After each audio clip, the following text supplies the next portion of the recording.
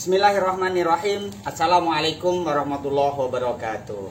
Jumpa kembali dengan saya Ahmed Sugianto dalam channel Dulur Bonsai. Dulur Bonsai dimanapun berada, pada kesempatan kali ini kita akan kembali berbagi tentang anting putri. Bagaimana kita akan merawat terusan pada bonsai anting putri yang ada di depan kita ini. Untuk mengetahui dan mengikuti pengalaman yang akan kita bagikan pada pohon anting putri yang ada di depan kita ini, ikutin terus video dan tonton videonya sampai selesai.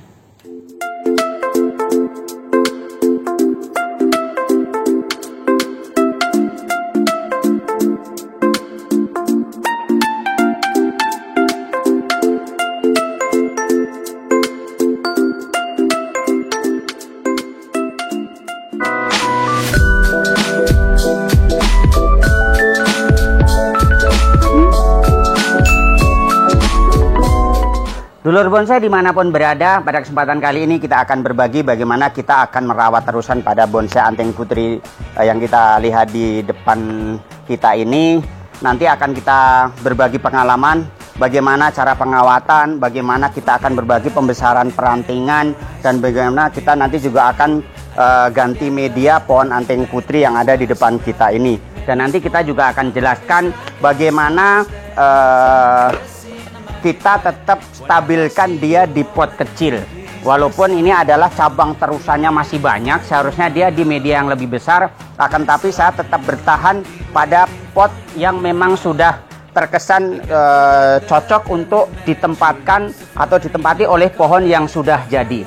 Maka dari itu kita nanti akan berbagi, kita nanti akan menjelaskan, dan kita juga nanti akan belajar bersama atau berbagi pengalaman pengawatan dan pemilihan perantingan pada pohon yang ada di depan kita ini.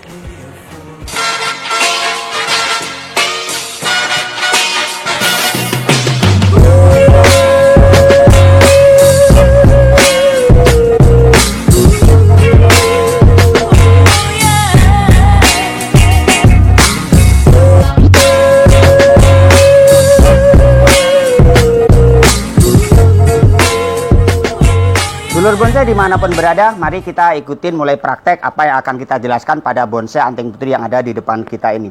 Dalam penjelasan yang akan saya sampaikan di sini, kita akan berbagi pengalaman bahwa pada pohon anting putri ini kita memakai sistem atau cara bahwa kita selalu memakai cabang pertama. Pada setiap perantingan dan percabangan kita selalu memakai mata tunas yang pertama. Tujuannya adalah untuk agar pohon itu terkesan pengecilannya atau terkesan pengepenannya. Jadi semakin dari cabang yang membesar, mengecil sampai pada akhirnya nanti terlihat kecil. Karena pada pohon yang indah akan terlihat bagaimana kita bisa menyeimbangkan dari percabangan, perantingan, anak ranting sampai dan seterusnya. Di sini boleh didekatin mas. Di sini kita sudah mulai praktek bahwa mulai dari cabang pertama ini kita selalu mengambil mata tunas yang pertama. Selanjutnya untuk perantingan kita juga mengambil tunas yang pertama juga. Akhirnya dia selalu keluar dua ranting. Akhirnya kita pakai dan kita juga ambil pada mata tunas yang pertama juga. Tujuannya apa? Tujuannya agar nanti untuk memperkaya perantingan ini. Dulur bonsai dimanapun berada, seperti kita ketahui bahwa yang kita pelajari untuk pemilihan percabangan perantingan, dulu kita pernah belajar bahwa pembesaran percabangan itu kita punya patokan, walaupun tidak mesti harus seperti itu, tapi paling tidak kita punya acuan bahwa pembesaran percabangan ini kita berusaha untuk bisa sepertiga dari batang utama. Itu acuan. Walaupun pada kenyataannya nanti setelah praktek di lapangan terkadang ada yang kelebihan, ada yang kekurangan. Kita punya rumus bahwasanya saat kita masih punya pengelosan seperti ini, kita mempunyai rumus bahwa andaikan percabangan ini kita mengharapkan di angka 10, maka saat pemotongan ini cabang sudah di angka 6, kita harus sudah mulai kita potong. Kenapa? Tujuannya saat kita nanti pengelosan perantingan, itu pembesaran percabangan ini masih ikut berlanjut. Walaupun prosentasenya nggak terlalu signifikan sekali, akan tetapi proses pembesaran percabangan ini akan tetap berjalan. Makanya saat kita pengelosan seperti yang kita jelaskan di depan tadi, andai kan kita butuh angka 10, jangan kita di dekat angka 10. Kita harus jauh, karena kita masih punya proses panjang dari percabangan-percabangan yang akan kita harapkan. Begitu juga perantingan selanjutnya. Saat kita butuh di angka 8, di angka 5 atau di angka 6, kita juga sudah harus berhenti. Kenapa? Seperti yang kita jelaskan tadi, bahwa semakin pembesaran perantingan ini, cucu ranting ini, perantingan ini juga akan bertambah besar. Begitu juga percabangan. Kalau untuk batang sendiri, ini tidak terlalu berpengaruh pembesaran saat kita pengelosan dari semua percabangan dan perantingan, terkecuali saat kita pengelosan percabangan utama. Pembesaran batang utama juga mungkin masih ada pembesaran, akan tetapi persentasenya juga tidak terlalu besar. Sekali lagi kita jelaskan bahwa bonsai adalah seni keseimbangan. Bisa kita lihat bahwa pembesaran batang, percabangan, perantingan, anak ranting sudah mulai terlihat. Sekali lagi bahwa bonsai adalah miniatur pohon alam, terkesan kecil akan tetapi komplit dari percabangan, perantingan, anak ranting, cucu ranting, dan lain sebagainya. Kemampuan kita untuk mengolah keseimbangan antara ranting, anak ranting, cucu ranting, dan sampai selanjutnya itu akan menjadi poin penting dalam menentukan hasil akhir dari pohon yang akan kita tampilkan tersebut. Mari kita ikutin bagaimana proses cara pemilihan dan pengawatan pada pohon yang ada di depan kita ini.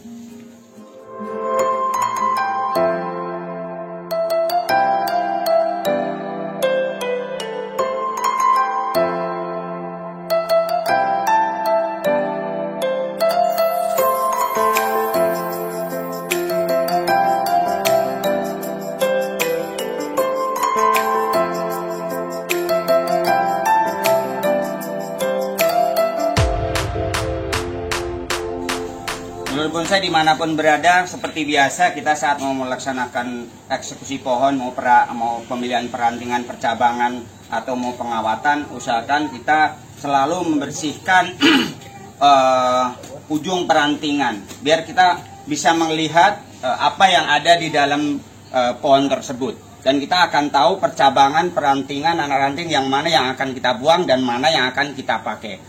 Itu tujuan yang pertama. Yang keduanya adalah biar kita juga bisa ngasih kesempatan bahwa sinar matahari selalu bisa masuk ke dalam lingkaran pohon tersebut, dan juga saat penyiraman juga bisa masuk ke dalam pohon tersebut.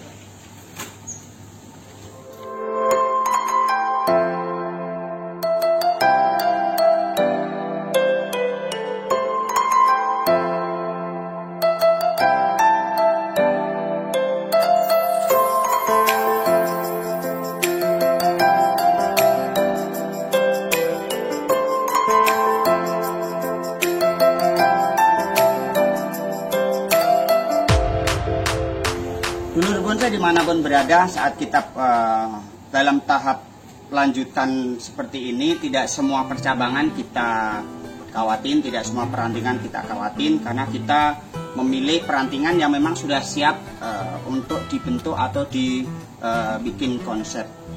Dulur bonsai bisa dilihat bahwa begitu gampang yang kita ajarkan di sini, pengalaman yang kita bagi di sini, menekuk perantingan kita cuman pakai satu tekukan saja.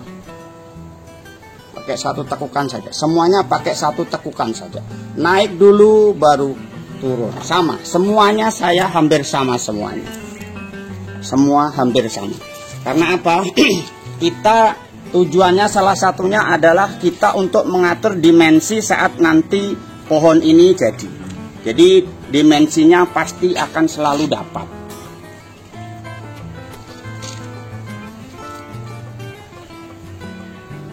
Mungkin ada teman-teman kita yang punya konsep lain, akan tapi kita di sini bikin konsep seperti ini, tujuan yang kita ajarkan tadi seperti tadi bahwa nanti saat terakhir nanti, saat pohon ini sudah jadi, saat digundulin, saat nanti memang tidak ada daun, jadi tampilannya sudah enak. Tampilannya dia seperti lekukan-lekukannya sudah ada. Percabangan, perantingan, anak ranting, cucu ranting, dan lain sebagainya. Dan seterusnya, dia nanti akan terlihat komplit, terlihat kompak, terlihat mengisi semua dimensi yang kita butuhkan. Tidak kosong. Andai kan nanti kosong, kita bisa mengambil perantingan yang dia, ini kebanyakan kita ngambil dari sisi kanan dan kiri. Akan tapi saat kita mengisi kekosongan pada perantingan selanjutnya, kita bisa mengambil perantingan yang tumbuhnya di atas. Jadi dia tidak monoton hanya di kiri kanan saja. Saat sudah selesai semuanya, nggak mungkin kita mengambil dari batang utama. Maka kita mengambil dari percabangan yang dia atas bawah.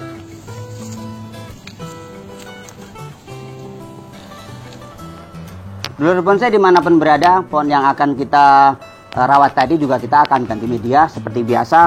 Campuran media yang kita pakai adalah ada kokopit tapi yang lembut, yang sudah hancur, ada sekam mentah yang sudah mulai agak membusuk, sama pasir malang.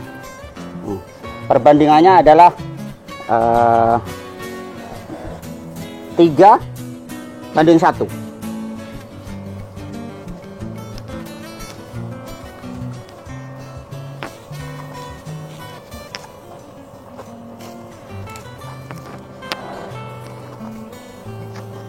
Media ini sangat efektif sekali untuk daerah panas, karena dia begitu bisa mengatur kadar air, bisa menyimpan air.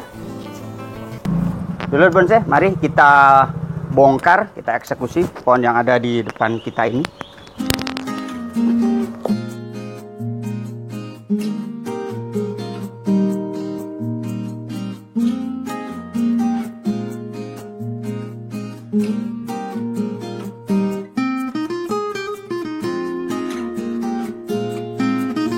Perakaran sudah begitu penuh, maka sudah selayaknya kita ganti media.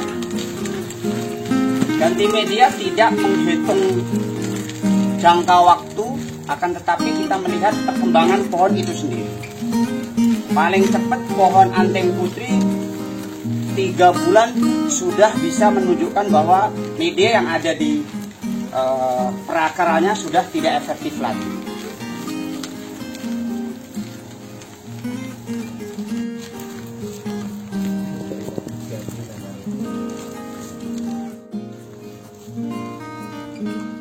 Bonsai dimanapun berada, seharusnya pohon ini harus kita tempatkan di tempat yang agak lebar kalau kita pengen mengejar cepat pertumbuhannya.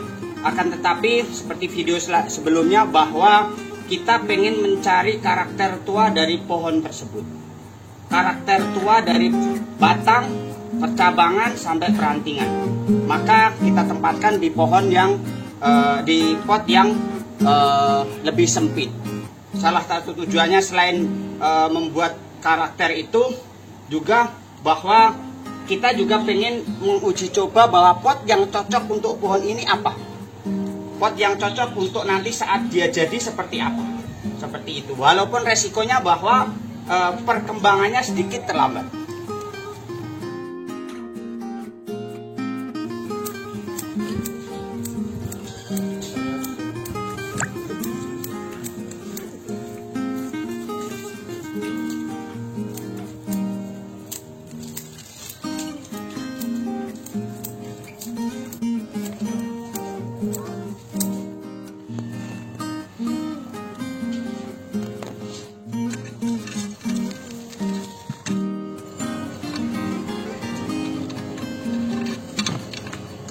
Jangan lupa selalu kita pasang saringan untuk mengatur drainase biar media tidak jatuh, serta air juga tidak terlalu langsung turun ke bawah.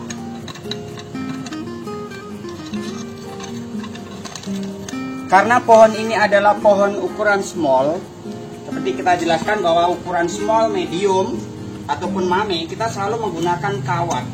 Kawat bertujuan untuk menjaga stabilitas pohon itu agar tidak goyang. Dan seperti biasa, paling bawah kita kasih pasir yang agak kasar.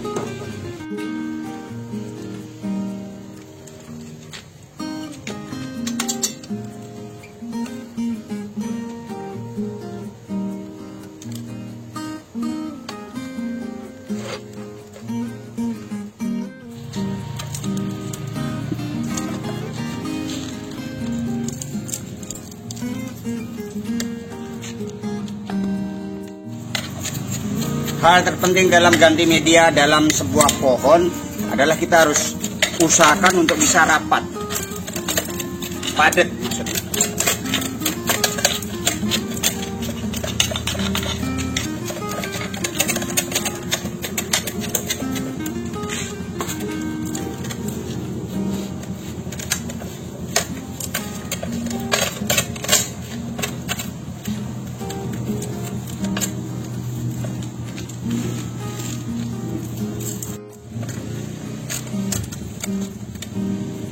Maka lapisan yang paling atas juga kita kasih pasir.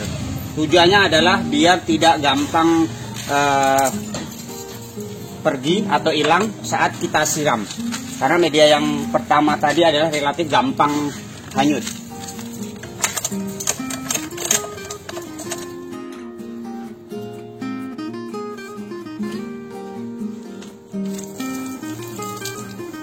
Dulur bonsai dimanapun berada, prosesi yang tidak kalah pentingnya saat kita ganti media adalah kita harus selalu atau langsung menyiram pohon tersebut agar tidak terlalu lama proses diastresnya.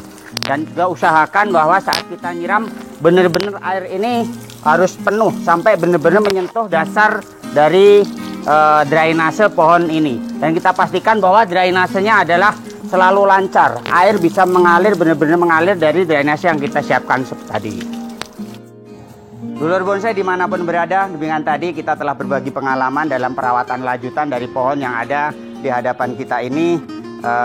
Mudah-mudahan apa yang kita bagikan pengalaman dari pohon yang ada di hadapan kita ini bermanfaat buat dulur bonsai dimanapun berada dan bisa dipraktekkan dan bisa bermanfaat buat kita semuanya. Kurang lebihnya mohon maaf, dan saya berharap bahwa dulur bonsai dimanapun berada bisa mengikuti video-video kita terus.